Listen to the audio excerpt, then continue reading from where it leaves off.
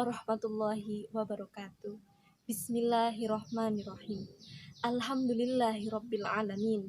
Wassalatu wassalamu ala asrofil anbiya'i wal mursalin wa ala alihi wa sahbihi ajma'in. Amma ba'd. Saudara, kita akan membahas tentang syukur. Kata syukur berkisar maknanya dari bahasa yang artinya pujian atas kebaikan, penuhnya sesuatu atau penampakannya. Ketiga, tumbuhan yang subur, walau dengan sedikit air, dan binatang yang gemuk, walau dengan sedikit rumput. Dalam bahasa agama, syukur dilakukan dengan hati, lidah, dan anggota tubuh. Syukur dengan hati adalah merasakan dengan sukacita apa yang diterima betapapun kecilnya. Bahkan menerima yang sedikit dan menganggapnya banyak. Sebagaimana halnya tumbuhan dan binatang yang disebutkan tadi. Sedangkan syukur dengan lidah adalah mengucapkan kalimat-kalimat yang mengandung arti sukacita dan pengakuan kebaikan kepada siapa yang disyukurinya.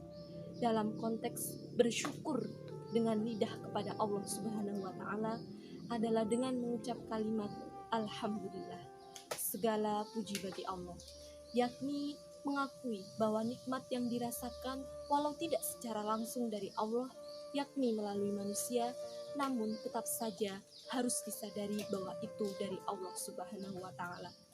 Karena siapapun yang mempersembahkan sesuatu yang baik tidak mungkin dapat mempersembahkannya kecuali atas izin dan anugerah Allah Subhanahu wa Ta'ala.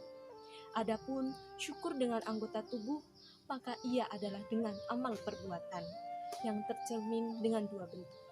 Yang pertama, mengantar sesuatu kepada tujuan penciptaannya. Yang kedua, menampakkan apa yang terpendam. Allah Subhanahu wa Ta'ala tidak menciptakan sesuatu kecuali dengan tujuannya. Manusia pun tidak memberi sesuatu kecuali mengharapkan kiranya sesuatu itu digunakan pada tempatnya. Sebagai contoh, Al-Quran menjelaskan bahwa Allah Subhanahu wa Ta'ala menciptakan laut dan menundukkannya untuk bumi, untuk manusia, agar melalui laut bahtera dapat berlayar di sana, ikan serta mutiara dapat dimanfaatkan manusia. Mensyukuri laut adalah dengan membuat perahu dan kapal-kapal yang dapat berlayar, memancing ikan, dan meraih mutiaranya. Sesuatu yang rusak disyukuri dengan memperbaikinya agar dapat digunakan sesuai dengan tujuan penciptaannya. Pakaian kita yang terasa sempit atau tidak kita pakai lagi, hendaknya diberikan kepada orang lain agar dipakainya. Demikian seterusnya makna syukur. Makna kedua dari syukur yakni menampakkan yang tidak terlihat atau terpendam. Ini menuntut dalam mensyukurinya antara lain mengolah atau menampakkan ke permukaan apa yang terpendam dalam perut bumi, tidak membiarkannya tertutup sehingga tidak terlihat. Dari sini kata syukur yang berarti penampakan yang dihadapkan dengan kata kufur yang artinya penutupan. Kikir atau pelit yang menutupi dengan ucapan atau perbuatan apa yang dimiliki adalah kekufuran. Karena ketika itu kita menutupi apa yang kita miliki. Dalam konteks inilah Allah berfirman, La in syakartum la azidannakum wa la in kafartum inna adzabi lasyadid.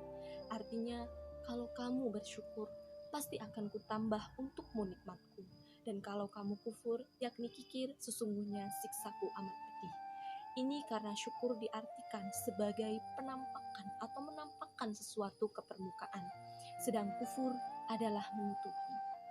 Menampakkan nikmat Tuhan antara lain dalam bentuk memberi paling sedikit sebagian dari nikmat itu ke pihak lain, sedang menutupinya adalah bersikap kikir. Kita tidak harus melihat ke bawah atau melihat yang keadaannya lebih buruk dari keadaan kita, baru kita dapat bersyukur. Karena sedikit apapun yang kita rasakan dan nikmati mestinya telah dapat menjadi jangkar untuk bersyukur. Ucapan yang sering kita dengar itu, lihatlah ke bawah supaya kita bersyukur. Ucapan itu lebih banyak ditujukan kepada mereka yang tidak dapat menyadari nikmat Allah, sehingga perlu disadarkan dengan ucapan seperti itu. Seorang sufi, yakni sosok yang dekat kepada Allah, pernah bertanya kepada seseorang. Pertanyaannya, bagaimana syukur menurutmu? Yang ditanya menjawab, kalau kami memperoleh nikmat, barulah kami memuji Allah. Dan kalau tidak, kami bersabar. Sang sufi berkomentar, buat kami tidak demikian.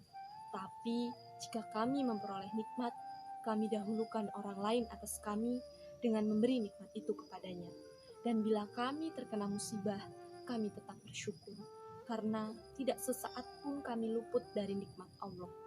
Memang, tidak ada yang dipuji dan dipuji walau dalam petaka, kecuali Allah Subhanahu wa Ta'ala, karena semua yang bersumber darinya adalah baik. Sahabat Nabi Anas bin Malik menyatakan bahwa ketika turunnya firman Allah dalam surat At-Takatsur, "Wala tus'alunna yauma idzin 'anil na'im." Kamu pasti akan dimintai pertanggungjawaban atas nikmat yang engkau peroleh. Ketika turunnya ayat ini, seorang yang sangat miskin dan papa berkata pada Nabi Muhammad SAW, apakah ada satu nikmat yang aku miliki? Nabi menjawab, iya, naungan, rumput, dan air sejuk yang engkau pernah minum. Itu semuanya adalah nikmat yang engkau peroleh. Demikianlah, tidak seorang pun dalam keadaan bagaimanapun, kecuali berada dalam naungan kuat Allah. Setiap jengkal tanah di bumi, setiap udara yang berhembus di langit, setiap tetes hujan yang tercurah, semua adalah nikmat Allah yang perlu disyukuri. Karena itu, betapapun kita bersyukur atau memuji, maka pujian kita tidak akan dapat mencapai puncaknya. Demikian, wallahu a'lam. Isi video ini saya kutip dari YouTube Cahaya untuk Indonesia dengan judul 30 hari mencari cahaya. Jangan lupa bersyukur biar gak kufur nikmat, oleh Kiai Haji M. Quraish Shihab. Assalamualaikum warahmatullahi wabarakatuh.